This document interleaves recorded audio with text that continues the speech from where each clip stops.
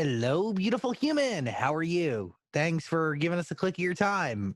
Dixie D'Amelio is going to be here. This is pretty sweet. She's obviously a TikTok star. She's on her way to becoming a pop star. I just want to get to know her.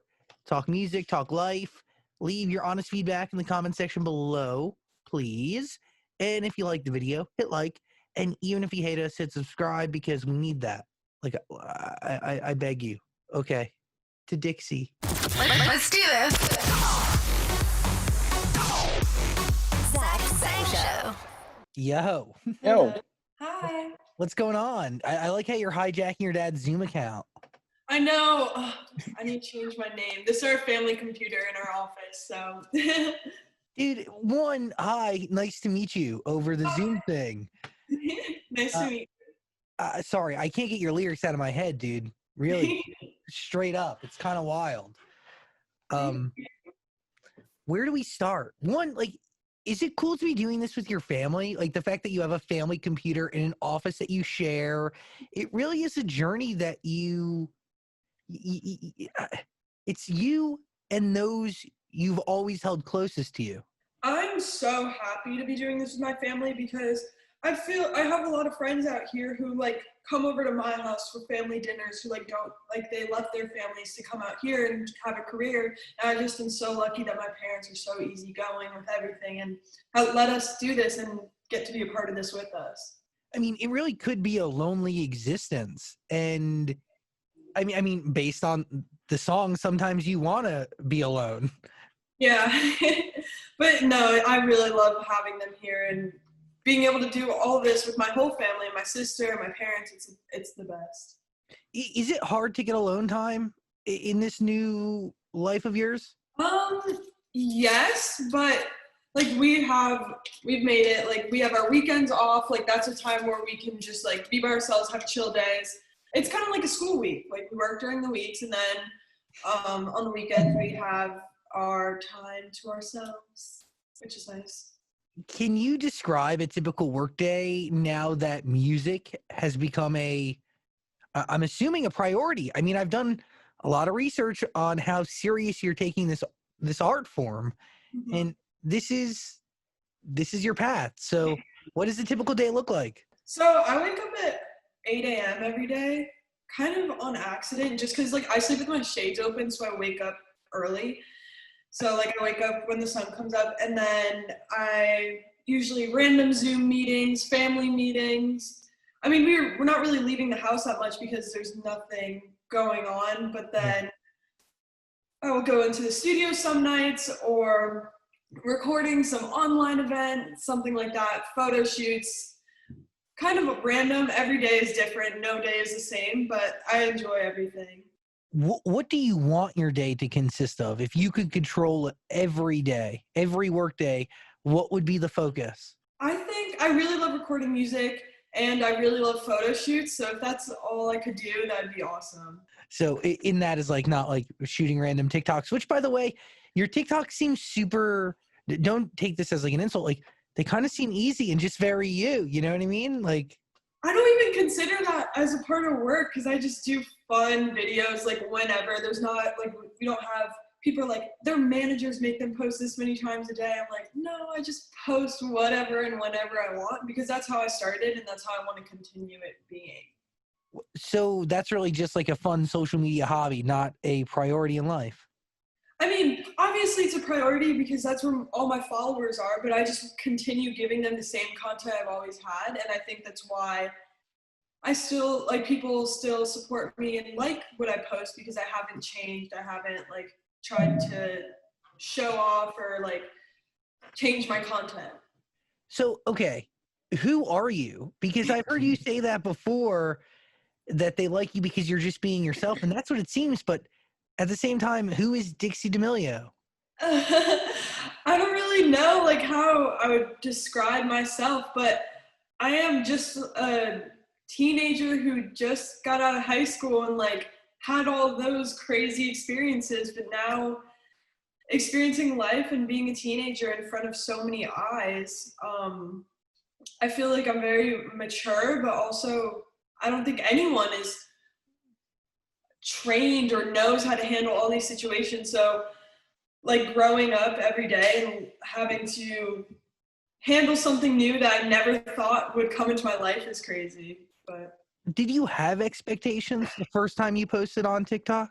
no, not at all. Like when I first started posting, I posted when my sister hit 1 million. That's when I first started posting, and I kind of just like, I mean, I was still making fun of her about it because I just thought TikTok was so like, oh, who does TikTok? Everyone kind of was against it. And then once she started growing is when everyone was like, wait, TikTok is cool. Everyone started getting on it. All my friends got on it. And I was like, okay, I can post now without like being nervous about it.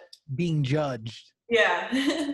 Do you feel like at this point in your life you could pull the plug on this thing if you wanted to? We've had this conversation with my family a bunch of times. Like, if we're not happy, we don't want to be doing this. And I wouldn't be unhappy if everything went away, but I also, like, I'm very happy and content with how my life is, but I could also be happy and content if my life went completely back to normal. Would you, because you talk about when I ask you who you are, you're just a human being trying to grow up with a bunch of eyes on you. Like, if you could get rid of the eyes, would you get rid of the eyes? Or do you feel like you're starting to, I don't know, like, do you feel obligated to share everything? Definitely not. There's definitely, I do have private parts of my life that I don't put on the internet, but I like sharing my experiences with people because being able to relate to young kids and have them who are going through something have someone to look up to, I find is really important. So I love being able to use my platform as a way to help and talk to kids and talk to people my age or anyone who asks me questions about school. Like, I love answering those types of questions and giving my advice for someone who like lived through all that. And if I didn't have a platform, I couldn't be able to do that. So yeah, you can help a lot of people out. And do you feel like you've learned, like, what have you learned from all of this since the beginning? Because the beginning has been, would you say a year ago, year and a half ago? Not even a year for me. So, but you must have also learned stuff by watching your sister, right? For the first few months? Yeah, I think one of the biggest things is just always check up on yourself first. Cause I mean, there's some things that still haven't hit me. Like, I dropped a whole remix with Black Bear and Lil Mosey, and I don't think it's even hit me yet that has happened. Sorry, my dogs are barking in the back. But like, there's just so many things. Okay, we're good. I have 4 dogs, so it's kind of crazy.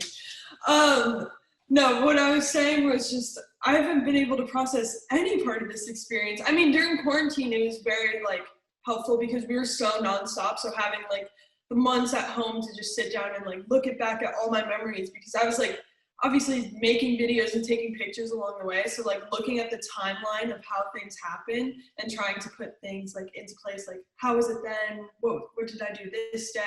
Was crazy. Well, because it does become like a whirlwind that you just kind of give into. Mm-hmm, definitely. How nervous were you to release music for the first time? Because the internet has a lot to say about everything. I was extremely nervous. The first singing video I posted, I didn't actually post myself because I was so nervous. I had my friend post it for me. And I was just like, take my phone, do it, because my team was like, come on, post it, like you should, like you'll be fine. I couldn't. So I had my friend post it, and then I turned my phone off and then checked the comments the next day, and everyone was commenting on it, and like all very, very positive stuff. And I was like, all right, I can do this. I'm not awful, so I could start there. And then once I released the song, like I just kept getting positive reaction. Obviously, there's a negative side to every single thing you do, but there was a lot more positive than negative, which was nice. I gotta hit pause real quick to tell you about ZQUIL's Pure Z's all-night bi-layer tablet. It helps you fall asleep and regulate your sleep cycle so you can take on your tomorrow. Designed with extended-release melatonin that slowly releases up to 6 hours to help you fall asleep and stay asleep longer through the night. ZQUIL Pure Z's botanical blend is made with lavender, chamomile, valerian root, and lemon balm botanicals, which have all been used for centuries. ZQUIL Pure Z's all night simple tablets with simple ingredients that are 100% drug free and non habit forming. You've been singing a while, right?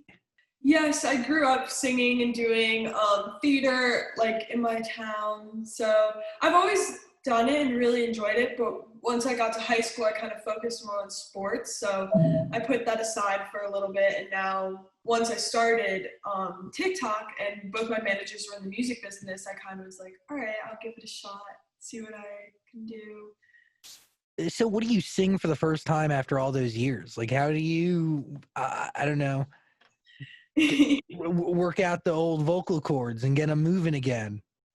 I kind of just jumped into the studio. Like, my manager played me songs and was like, do you like this one? Do you like this one? Be Happy, I think, was the first song he sent to me. And I listened to it. I was like, okay, I have no idea what I'm doing, but okay, sure, I like that. What do you mean? Like, do I like this song? Yeah, I like it. I don't know. So I was like, all right. And I got into the studio. I don't think I took my hands out of my pockets the entire time or like looked up, but it was really fun. And then I just got more and more comfortable each time I went. And then, yeah, it's kind of how it all came together.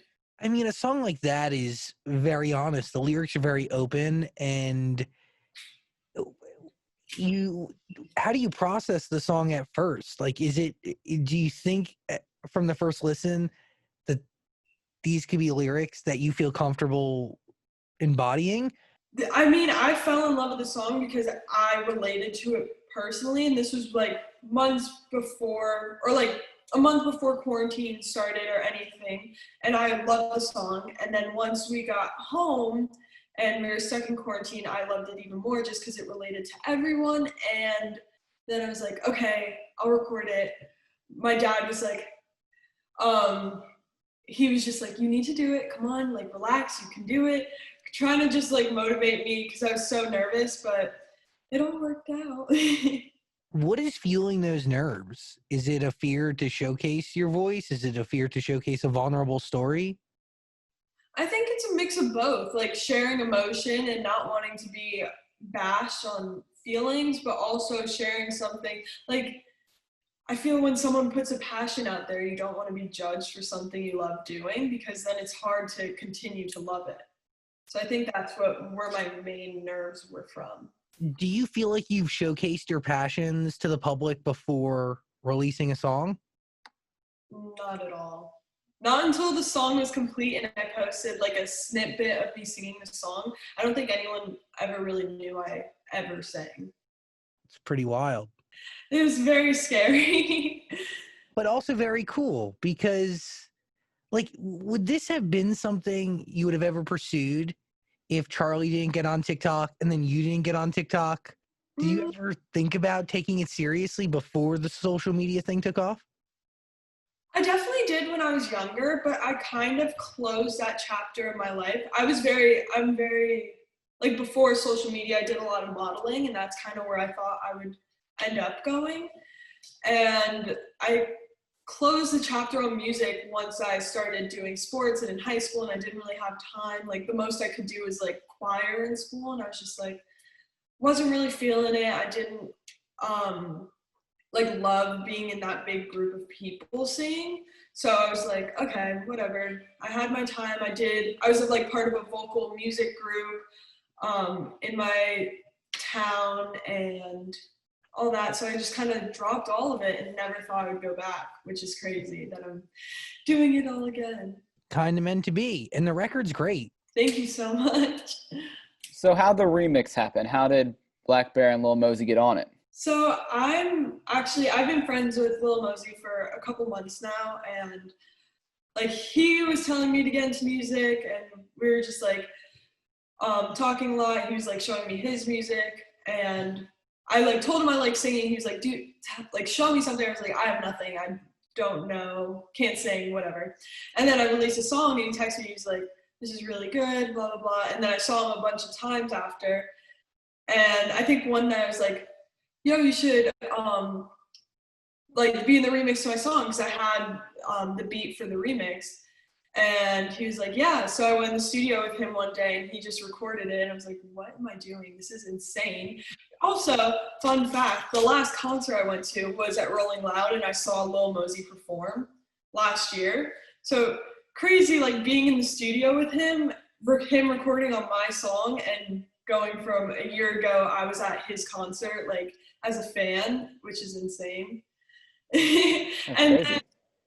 then, when that was done, I got a DM from Black Bear and he was like, I'm so excited to be on the song. And I was like, huh? What do you, like, I didn't hear anything about, no one told me. And then I texted my team, I was like, is Black Bear going to be on my song? And they're like, yeah. I was like, can I hear it? They said no. So it was kind of a surprise until we were all together and like we did a big play like on a Zoom call. And yeah, that's kind of how it all happened. Why didn't your team tell you that Black Bear was going to be on a song? I think it was just there's so much going on and so many, because I just signed with Hitco and it was kind of everything was overlapping and it was all like a surprise / I was trying to work with Mosey and I kind of threw that in there, but it worked out so perfectly and I was so happy. I mean, to have two artists like that on your first record, at what point do your nerves dissipate and does it get easier at all to get back into the studio and to write another record? Oh yeah, it's like I'm so much more comfortable going in now and I have a lot of support from people who I've looked up to for a very long time, which means a lot. And the people I'm working with are so kind and helpful and it's gotten a lot easier. I'm a lot less nervous about singing. What do you learn about yourself from successfully making not just one record, but two? I don't really know what I learned per se, more just like growing with the experiences because life is moving so fast. I barely had a second to look back on the first track releasing and all that. I just kind of released it and went with it and then we continued and then now we're here and I'm just so happy and I just want to live in the moment and not like I have goals for the future, but at the same time, I want to enjoy the time now because, again, everything could end tomorrow. Do you really feel that way? 100%. Why? Why do you feel like your career is fleeting? No, not fleeting at all. I mean, like, I just live in the moment because I feel if I'm always looking for, I think if I'm always looking for the next thing, I'm going to miss all this time. Like my life is already moving so fast. I have long-term goals, but I also want to be here and present because that's just how I don't want to miss anything. Totally. And by the way, like it's a balance, right? Like focusing on the future while really staying grounded in the moment so you can enjoy everything while understanding the road ahead. It's hard, but like in that like stuff comes with age and life and you're still a wee babe. But if you were to look 5 years in the future, where do you want your music career to go? I hate this question. I'm sure you do. I really don't know. I never thought I would be in the position that I am and have these opportunities. So I don't know where I want to go. I'm very competitive and I love being the best at what I do. So if that could answer your question, I just want to be the best that I can be. And yeah, that's pretty much it. But what are the tangible signs of success or that you're being the best that you can be? I think just a mix of being happy and like making sure, I just want to be a good person at the end of the day. So if I'm doing what I can and if I'm doing music, enjoying what I put out, other people are enjoying it. And I'm also still supporting and getting support by the people around me. That's kind of all I want. How many songs are you currently sitting on right now? I have a couple. I have 2 right now and still just recording. I go a few times a week just to record some more songs. Have you dove into the writing process at all? Do you come up with concepts for songs? Do you meet with writers? What's the deal? Not yet, but I'm trying to still figure out the style of music I want to do, because I do love pop music a lot, but I also really love like slow piano music and kind of more emotional. So I'm trying to find out what I like, what my audience likes, and that. But I definitely want to start writing my own music at some point. Sweet. And by the way, to that, all I can say, and a lot of people don't believe it, but like I believe pop music should be made up of all different sounds. So never feel like, you have to confine to one thing. One formula isn't pop. Pop should take from all different types of music. It's whatever's popular. So, shouldn't be one formula to pop ever. So if you want to sit behind a piano and wail, it could still be a pop record, Yeah. Or if you want to rap, could still be a pop record. Whatever is in your heart, let it out. Dixie, have you gotten used to like the paparazzi and everything? Because I know it's still new, but they follow you everywhere you go. I was just talking to my sister about that today. How, I don't know, how we all got, like every influencer got so good at answering questions so fast. Like it's scary. Flashing lights and a bunch of people asking you a bunch of different questions about personal life and drama and relationships and other people's relationships. It's very scary because sometimes I really don't know, but like an answer to a question, and then I feel like I come off, oh, I'm being suspicious about something. I'm like, I don't know. And I'm just like after dinner, but it's very weird to have like people who want to watch and want to know like these things about me. Yeah, well, I did notice a very common answer is, we're just friends. No matter what you're talking about, everybody just says, we're just friends. Yeah, I mean, everyone is just friends. Like, I feel like people think we're hiding things more than we are, but for the most part, everything is we post everything. All we do all day is post. And then people get mad at that, and they're like, no, you're lying. I'm like, no, I swear.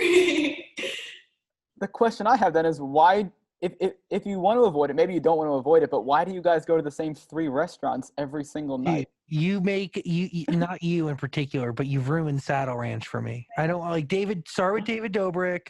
F him. Saddle Ranch has been forever ruined for me, and there's just little kids just staking out the place 24/7. I no longer go there. I need to find a new place. I have nowhere else to go. But yeah, I agree. I mean, now I think it's like 2 or 3 restaurants. I found one restaurant, and then I like put on my story the dessert, and by the time we were walking out, there was like already 5 paparazzi there. I was like, oh my gosh, dang it. But yeah. I mean, do you ever wonder why your sister, why your dad, why your mom? Like, what is it like? Why? Every day I'm like, what the heck? Like I was supposed to be in college right now. Like a year ago I was playing field hockey, getting ready for practice. Like I look at my Snapchat memories because it does like the 1 year ago today. I'm like, I was on a bus going to a field hockey game a year ago. What the heck just happened? Like how my whole life turned, and us, like as a family, living in LA now, never thought that would happen. Because I looked at schools out in LA and I was like, I hate LA. I never want to live there. Don't want to be there. And now I'm here. I'm like, well, it's kind of nice. It's crazy how people come to Los Angeles to become famous and successful, and you guys have just taken over the entire city and you didn't even plan on it. It's insane. I think about that a lot though, because I'm like, Charlie, I've always thought Charlie was just such an amazing dancer, and I've always seen like just something different in her, and now like everyone sees it. I'm just so proud of her, which has been great to watch her. And you got to give yourself some credit too.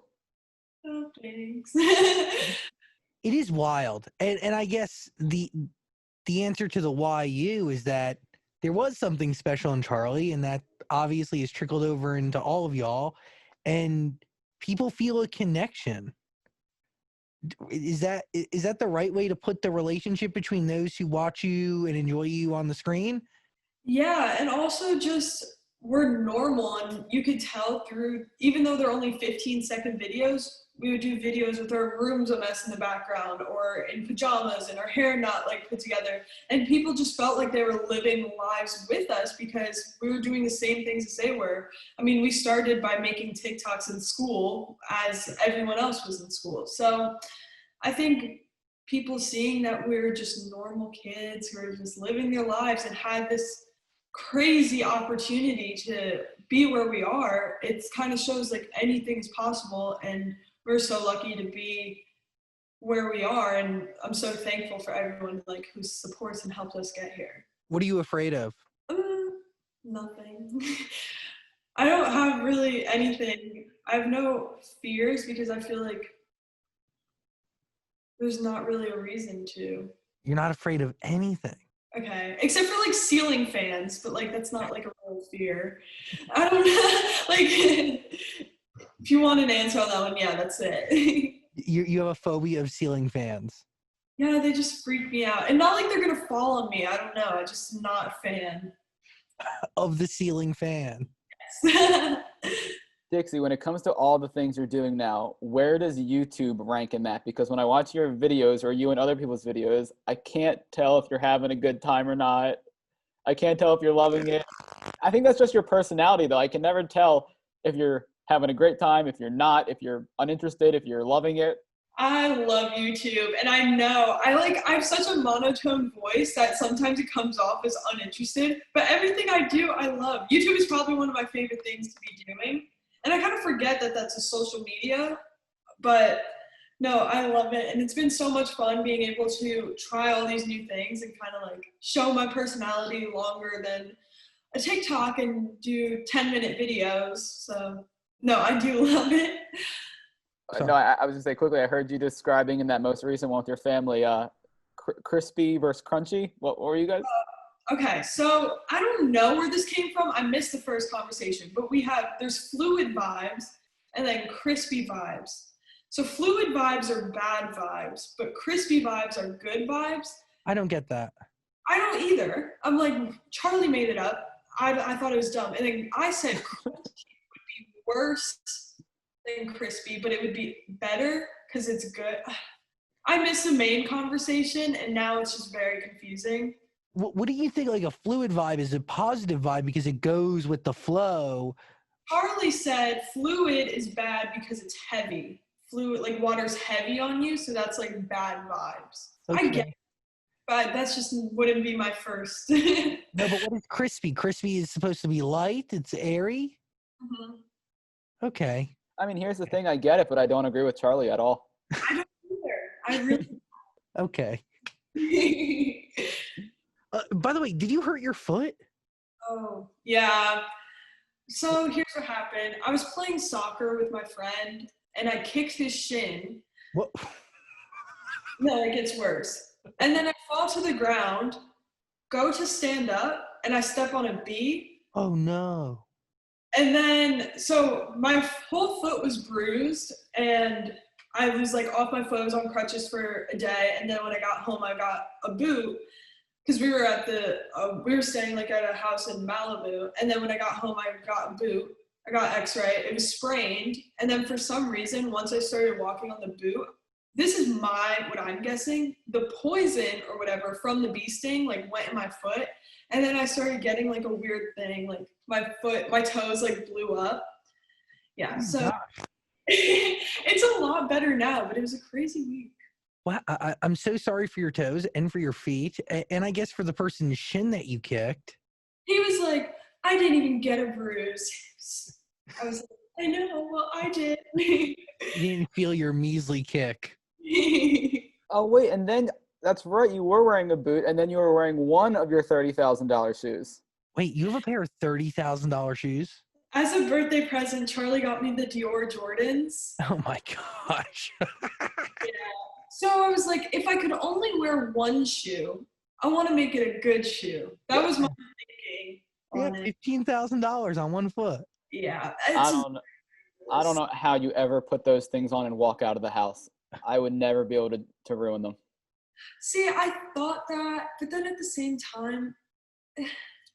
they're there to be worn. Obviously, I'll be very careful. I like spray them so like they're still in perfect condition, but I was terrified. I didn't put them on until like 2 weeks ago for the first time. And I got them on my birthday in August. Wow.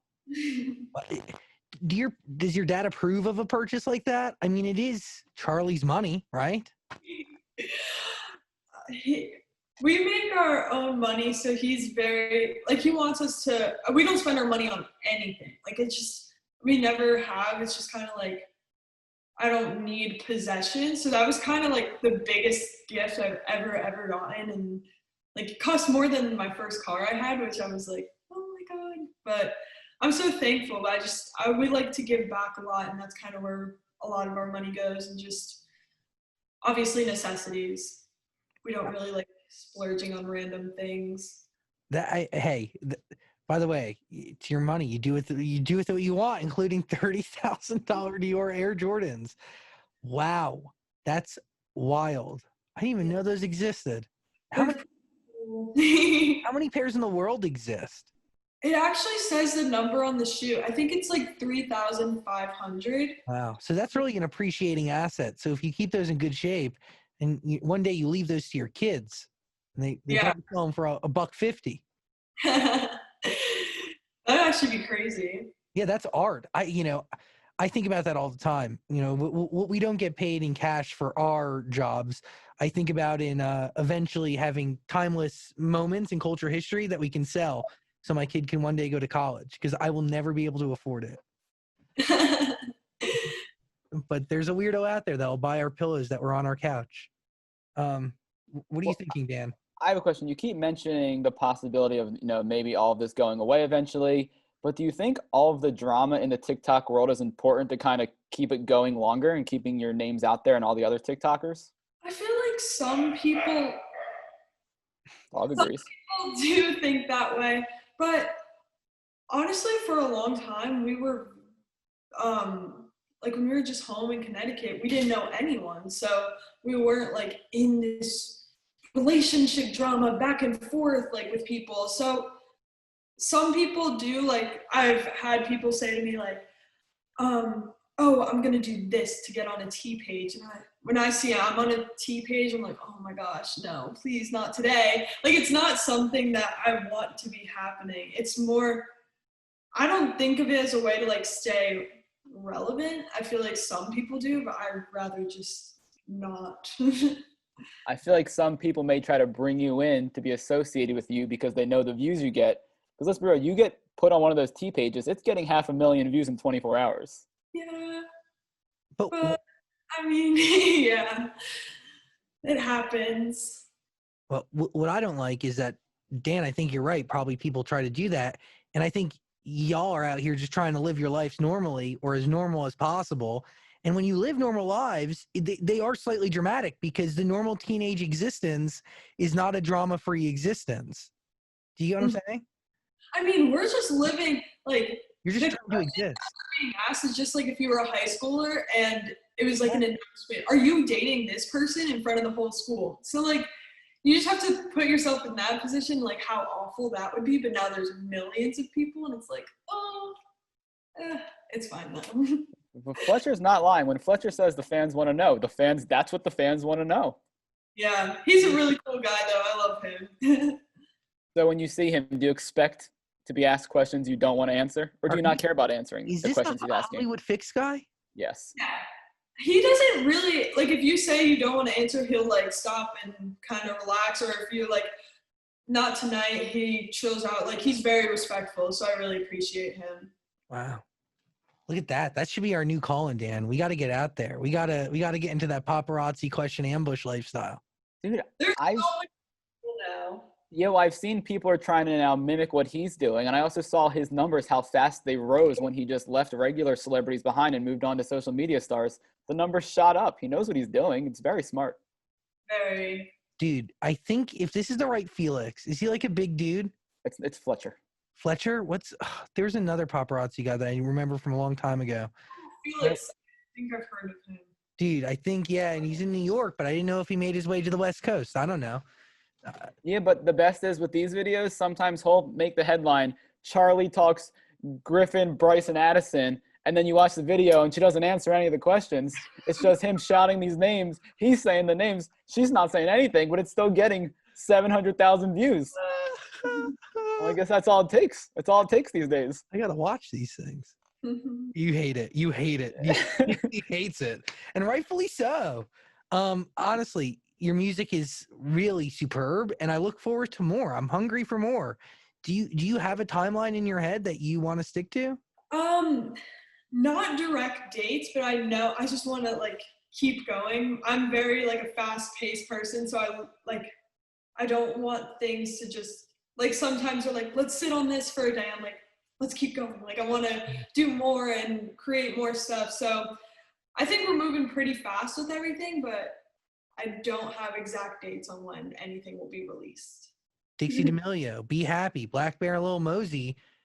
What a combination! What a triple threat on that record. It is worth your ear. Final thoughts, Daniel? Do you have any? I just had one question. Was there a meme going around when Be Happy came out about like justice? Is that what it was? There was a couple memes about it. The song, this word "but" in the song came out really weird because it was low and then it went straight into the word "sometimes." So it sounded like buzz or whatever. So that became a meme. And then everyone was saying it sounded like a song that would be played in Justice. And then someone posted a video of the song playing in Justice. So that got a lot of attention. But I just roll with it. I think I love humor, and that's kind of what I see on TikTok. And I was like, I thought it was hilarious. So I think having your song played in Justice is a success. I think so as well. Dude, it's a part of culture. It's woven into our everyday lives. And the fact that it's used in memes, great. Do it. Spread it. That's new people who haven't listened to, Be Happy. Now they're going to listen. Yes. Dixie D'Amelio, I hope to hear an album and an EP and more music from you soon, dude. Thank you so much. Definitely. soon. Sending you a lot of love and appreciation. And any other thoughts, Dan? No, I think we covered a lot. Yeah, we have. I mean, we've gotten through this whole conversation by not mentioning Griffin Johnson's name. Or Noah Beck. But you know what? I will say, Dixie has only been doing this for a year, but we could talk to you for hours and not even cover it all. That's how much you've done and gone through in 365 days. Mm-hmm. I mean, yeah, I don't even think about all the little things, but every single day could be an hour conversation about exactly what happened. It's a lot, but it's fun. It is wild. And you should know something. Neither one of those human beings were worthy of you. So I'm sending you a lot of appreciation and love, and your relationship with them on your end was charity work. I'm sure they're nice guys. Dude, we know them. We know one of them. I know. We do know. Yeah, we do. know one, but whatever. I know you now. You're fucking way cooler. So. Thank you so much. Jesus, yeah, you have way cooler energy in one strand of hair than that Noah, whatever his name is. Then he can have in his whole life. Thank you so much. I really appreciate talking to you guys. Yo, sending you a lot of love, and please come back and hang out, and hopefully next time it's in person. And yeah, I've been listening to your record every day. It's been on my personal playlist. So yeah, thank you for sharing the story. I appreciate it. Bye, guys. All right, Later. big love. Hey, beautiful human, thanks for watching our full interview, but I get it. A full interview is a lot, so we got a clips channel.